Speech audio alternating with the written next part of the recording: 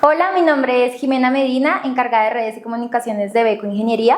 Continuando con nuestro podcast, el día de hoy vamos a estar tratando las 5Ds de la transición energética. Para eso nos acompaña nuestro director comercial Colombia y Expansión, Juan Diego Granada. Muchas gracias, Jimena.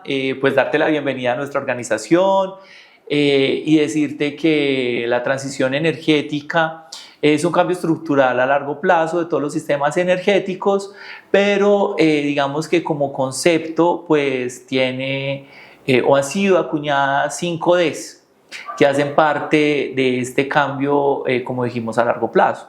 Y pues quisiera que este podcast tratara sobre este tema, sobre todo para empezar a aclarar muchos mitos y muchas cosas que se dicen de la transición energética, y en el caso particular, pues BQ, que ha estado en los últimos años trabajando en asuntos tan relevantes en este tema. Bueno, por favor, ingeniero Juan Diego, entonces cuéntenos de qué se tratan las 5Ds de la transición energética. Bueno, digamos que las 5Ds es un concepto acuñado sobre todo pues para hacerlo de una manera pedagógica y para revisar los temas más relevantes sobre este asunto. Esas 5Ds son la descarbonización, la democratización, la descentralización, la digitalización y la desregulación. Bueno, Juan, entonces como para hacer un desglose de este tema tan amplio, por favor, cuéntanos qué es la descarbonización. Bueno, la descarbonización, digamos que debido al cambio climático, tenemos unas metas como país a las cuales nos comprometimos de mantener la temperatura del planeta en 2 grados centígrados durante este siglo, ¿cierto?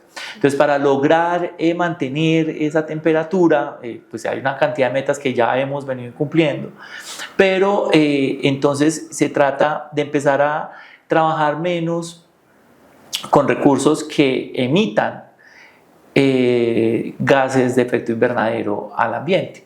Entonces, pues la descarbonización va orientada hacia que las industrias y las empresas pues puedan tener actividades que cada vez estén menos ligadas a las emisiones de CO2. Como segunda, entonces tendríamos la democratización. Pues explícanos un poco cómo influye esto.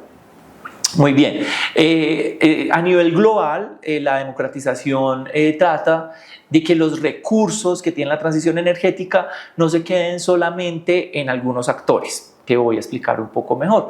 Por ejemplo, cuando hablamos de molinos eólicos o de parques eólicos, hay grandes industrias que son las beneficiadas porque tienen todos sus desarrollos y venden sus tecnologías. Y de esta forma gran parte de los recursos de esta transición se van hacia estas compañías. La democratización nos habla de que esos recursos se repartan dentro de todos los actores de la transición energética.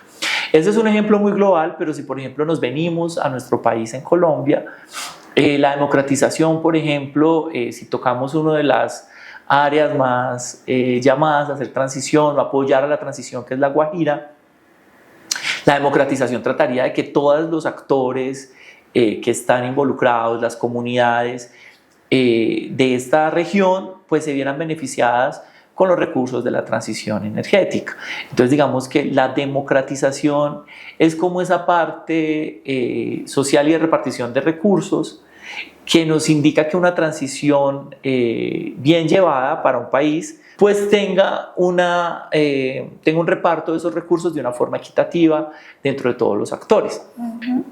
Pues entonces eso es más o menos democratización. Ok, sí, nos queda bastante claro. Y como tercera D tenemos la descentralización. Por favor, explícanos un poco de esto. Muy bien, la descentralización, entonces nos tocaría hablar un poco de cómo consumíamos o generábamos energía anteriormente. Y pues incluso con las centrales hidroeléctricas, que son una energía limpia, pues la generación se hacía o se hace aún, ¿cierto? Nosotros somos un 70% hidráulico, por eso cuando hay estrés en el fenómeno del Niño tenemos algunos problemas de abastecimiento de embalses, ¿cierto? Entonces se hacía de manera centralizada y lejos de los centros de consumo, como las grandes represas que tenemos en Colombia, el Guavio, la Esmeralda que da las aguas a Chivor, o incluso ahora Hidroituango. Esas grandes de masa, en el caso de que sea hidráulico, para ponerlo en nuestros términos colombianos, generaban energía lejos de los centros de consumo y se generaban redes de transmisión, o se hacen redes de transmisión que llevan la energía desde puntos muy alejados hacia los consumos. Eso es como tener un sistema centralizado de generación de energía. Ahora, la descentralización, pues incluso con las nuevas fuentes de energías renovables, habla que esta generación debe hacerse más cerca a la fuente. Entonces, en ese sentido, pues por ejemplo, los paneles solares permiten ahora que incluso tú tengas generación en el techo de tu casa. Entonces, eso es una descentralización ya del todo, pero también podrías tener una comunidad energética donde tú con todos tus vecinos monten una granja solar en tu barrio, en el parque, en la iglesia del pueblo, y pues esa generación un poco más descentralizada les entregue energía a comunidades particulares. La transición energética habla de descentralización y la descentralización es un tema que también ayuda a la democratización.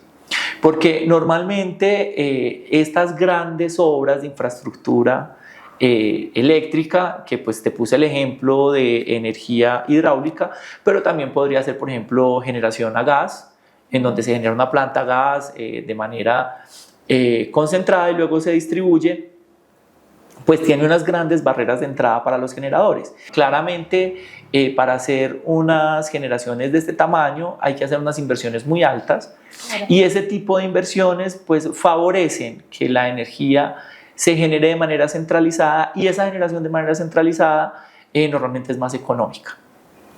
Ahora, a largo plazo, se puede permitir que haya una generación más distribuida y que pues, haya una mayor democratización en la asignación de esas generaciones, porque empresas más pequeñas, por ejemplo, pueden participar en una comunidad energética y formar su panel solar, y esto permite también descentralizar y democratizar un poco la generación de energía. Entonces, como conclusión, la descentralización habla es que a lo largo de todo el sistema interconectado que tiene un país de transmisión de energía eléctrica, hayan puntos de generación y no todos estén en un solo foco y estos se distribuyan o se transmitan a los demás centros de consumo. Ahí, esa es la D de la descentralización que habla la transición energética. Súper interesante esa tercera D. Y ahora, por favor, cuéntanos sobre nuestra cuarta D, que es la digitalización. Claro, entonces digamos que la descentralización, por ejemplo, no, la descentralización trae unos retos grandísimos para la operación de este tipo de sistemas. En el caso colombiano, hablando en Colombia, pero también en latinoamericano, en Perú puede llegar a pasar lo mismo, esta descentralización entonces trae retos consigo, porque estábamos acostumbrados a tener grandes redes de transmisión para traer energía de embalses a nuestros centros de distribución y luego a nuestros hogares, ¿cierto? Ahora la descentralización tiene una gran cantidad de generaciones distribuidas, que pueden ser parques solares o eólicos, incluso biomasa, o generaciones con gas, digamos con biogás, que también es renovable. Entonces digamos que todo este tipo de descentralización hace que las redes tengan que ser más flexibles, más resilientes y que tengan que tener características adecuadas para este nuevo tipo de generación. Y eso trae consigo un reto que es la digitalización. La única forma de yo poder manejar esas redes a nivel de distribución, o la única forma, no, la manera más eficiente es digitalizando la red.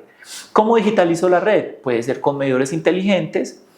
Cobra gran valor en el momento que hablamos también de prosumers, que son nuevos usuarios del sistema que ya no solo consumen energía del sistema eléctrico, sino que ahora también entregan, por ejemplo, con una generación solar en su casa. Entonces allí tiene que haber un medidor que sea más inteligente, o más inteligente no, ya que sea un medidor inteligente y que esté dentro de todo el ámbito de la digitalización.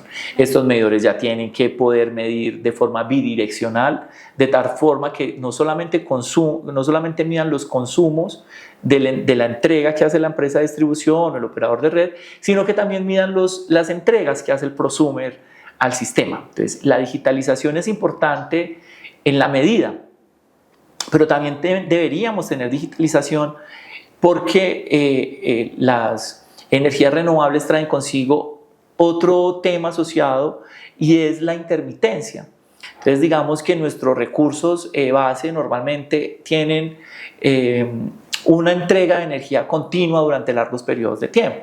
Por ejemplo, un embalse normalmente puede estar generando las 24 horas del día, igual que una generación a gas y hay disponible el combustible.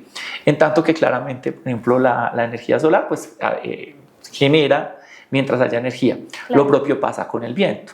Estas intermitencias en una red que está acostumbrada a ser estable, lo hablaba en la consultoría que hizo Pablo Corredor de PHC para la CREG, y me gusta mucho traer este ejemplo porque me parece muy chévere para explicar.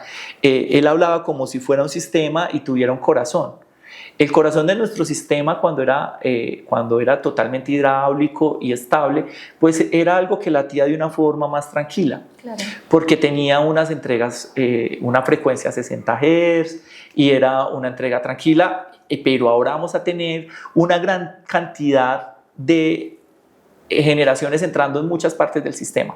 Entonces esta frecuencia pues obviamente tendrá que mantenerse 60 Hz, pero ya no va a ser un corazón que lata de una forma tranquila, sino que va a ser un poco claro. Más movido con temas de digitalización, y allí entra también la digitalización, pero otros asuntos muy importantes como la regulación de frecuencia, la regulación de tensión, que son aspectos técnicos que debe empezar a enfrentar el agente de transmisión o el operador del mercado, pero también los distribuidores de energía eléctrica, digamos, en estos países que estamos enfrentando una transición energética, repito, a largo plazo, pero cada vez que llega más, claro, sí. Más pronto, ¿cierto? Entonces, todos estos retos traen consigo la digitalización. Entonces, es importante ir dando pasos hacia la transición energética, pero un paso no se puede ir desligando del otro.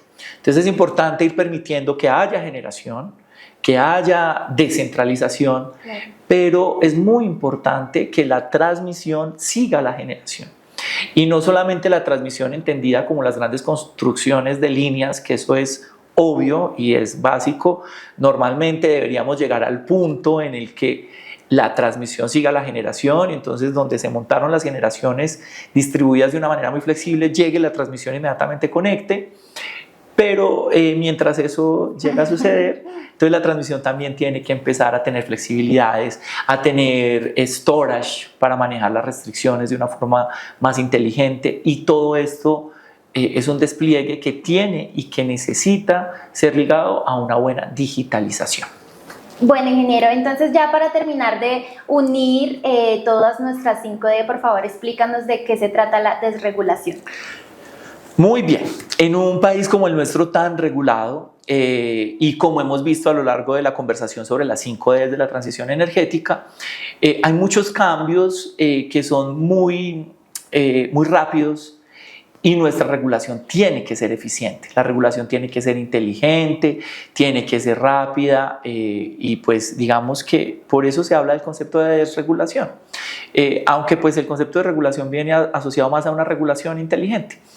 Es decir, nosotros teníamos una forma de generar, como ya lo vimos, una forma de transmitir la energía, y estos nuevos cambios en la transición energética vienen con muchos retos técnicos, económicos, que son retos que también la regulación tiene que enfrentar y tiene que hacerlo de manera eficiente.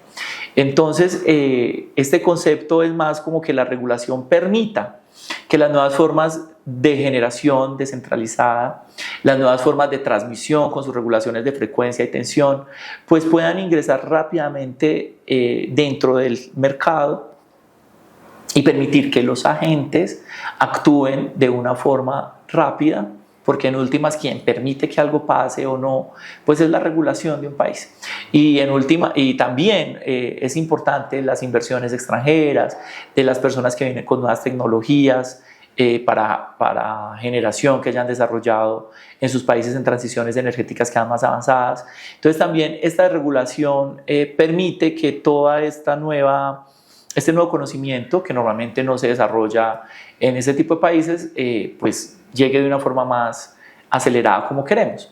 Pero pues para ello hay que tener una estabilidad jurídica y permitir que estas empresas encuentren un ecosistema en donde puedan desarrollar sus proyectos tecnológicos que ya tienen desarrollados en sus países, pues en estos nuevos mercados. Entonces digamos que la regulación habla principalmente sobre eso. Con esto y con estas 5Ds, este podcast quería ser muy ilustrativo sobre la transición energética y es un tema pues principalmente académico que hemos estudiado. Sí, Juan, pues la verdad te agradecemos muchísimo que nos hayas dado este espacio para explicarnos este tema tan importante que influye demasiado en nuestro contexto actual con todos nuestros cambios ambientales y cómo podemos atacar a ellos de una forma positiva. Muchas gracias a ti, Jimena, por estar pendiente de estos asuntos, por estar siempre publicando los podcasts, estar pendientes de todas nuestras redes.